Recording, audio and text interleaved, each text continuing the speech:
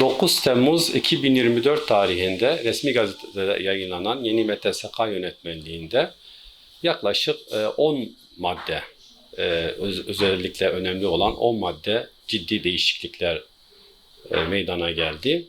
İşte bu değişiklikler birincisi sınav güzergahları ile ilgili. Sınav güzergahı eskiden tek parkur olarak yapılıyordu. Yani tek güzergahta yapılıyordu. Şimdi yeni yönetmenlikte bu parkur olayında 2 aşamalı parkur. Yani eskiden tek parkurda bütün adaylar sınava giriyordu. Ayrıyeten Milli Eğitim Müdürlükleri tarafından belirlenecek yeni bir ekstra sınav güzergahında 2 aşamada, 2 güzergahta sınavlar yapılacak. Sınav sabahı kurayla belirlenecek. Adayların bir kısmı A parkurunda, yani güzergahında, adayların diğer bir kısmı da B parkurunda, güzergahında sınav. Biz Mardin'de güzergahımız şu anda Mardin Artuklu Üniversitesi kavşağıyla Devlet Hastanesi kavşağı arasında yapılıyor.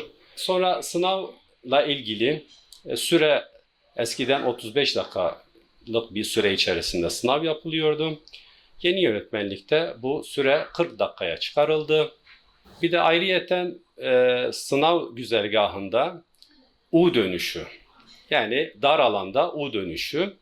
Bu da yine ilçe Milli Eğitim Müdürlükleri tarafından sınav parkurunda belirlenecek bir yerde U dönüşü gerçekleştirecek adaylarımız. Tabii bu çalışmalarımızda da, eğitimlerimizde de adaylarımıza bu şekilde çalışmalarda yine o belirlenmiş olan güzergahta bu çalışma ile ilgili çalışmalar yapılacaktır.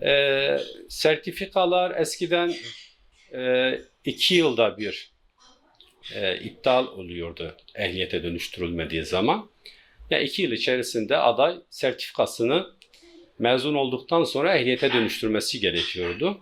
Yeni yönetmenlikte bu süre kaldırıldı. Artık süresiz. Yani bir kişi ehliyet sertifikasını istediği süre içerisinde, istediği zaman ehliyete dönüştürme imkanına sahip oldu. Ayrıca sınav güzergahlarında paralel parkta eskiden aday tek seferde, tek hamlede girmesi gerekirdi. Buraya yeni bir hamle eklendi. 2 hamlede paralel parka girme hakkı doğdu adayların. O da bir kolaylık sağlandı paralel park için. Diğer maddeler aday başkasının yerine başkasının sınava girmesi durumunda veya kopya çekme durumunda eskiden 2 yıl sınavlardan men ediliyordu aday. Şimdi bu 5 yıla çıkarıldı. Bu da sahteciliğin önünü tamamen engellemek için yeni yönetmenlikte artık aday başkasının yerine sokma durumunda, başkasının onun sınavına girmesi durumunda, öyle bir durumda 5 yıl ehliyet sınavlarından men edilecek, ehliyet alamayacak. Bu da sahteciliğin önünü kesmek için bakanlık uygulaması. Ayrıyeten adli mercilerde sevk ediliyor bu adaylar. Özellikle bu adayların bu tür şeylerden uzak durmalarını tavsiye ediyoruz.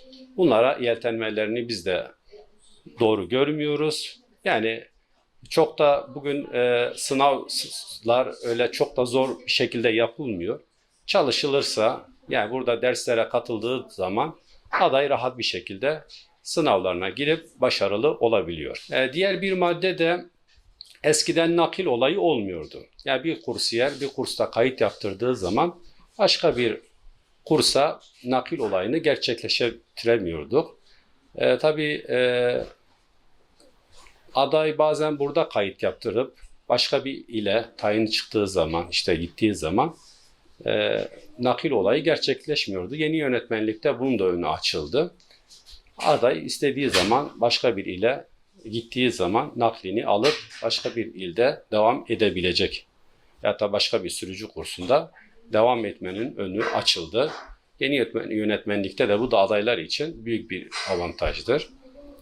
Evet, diğer maddeler engelli adaylarımız eskiden kendi araçlarıyla sınava giremiyordular. Şimdi yeni yönetmenlikte engelli adaylar kendi araçlarıyla eğitim alıp kendi araçlarıyla sınava girebilecekler. Bunun da önü açıldı yeni yönetmenlikte. Diğer bir maddemiz de doğum, özellikle bayan adaylarımızda işte doğum gibi, hastalık gibi durumlarda askerlik erkek adaylarımızda da böyle durumlarda dondurma hakkı doğdu yeni yönetmenlikte. Eski yönetmenlikte öyle bir hak yoktu. Yani aday kaydını donduramıyordu. Yeni yönetmenlikte bunun da önü açıldı. Aday bunu dondurma hakkı doğdu. Yani askere gidip geldiği zaman geldiği yerden devam edebilecek. Bu da sınav haklarının, kayıt hakkının yanmamasına geldiği zaman aynı devam etmesine önü açılmış oldu. Evet, son olarak bu yönetmenlik 6 ay sonra yürürlüğe girecek. Yani Ocak ayında bu maddeler, saydığımız maddeler yeni yönetmenlik 2025 yılı Ocak ayında yürürlüğe girecek. Tabii bu arada adaylarımız, ehliyet alacak kişilerin eski yönetmenlikten yararlanmalarını istiyorlarsa, eski yönetmenlikle ehliyet almalarını istiyorlarsa bir an önce ellerini çabuk tutup sürücü kurslarına kayıt yaptırıp ehliyetlerine eski yönetmenlikle kavuşmalarını istiyoruz.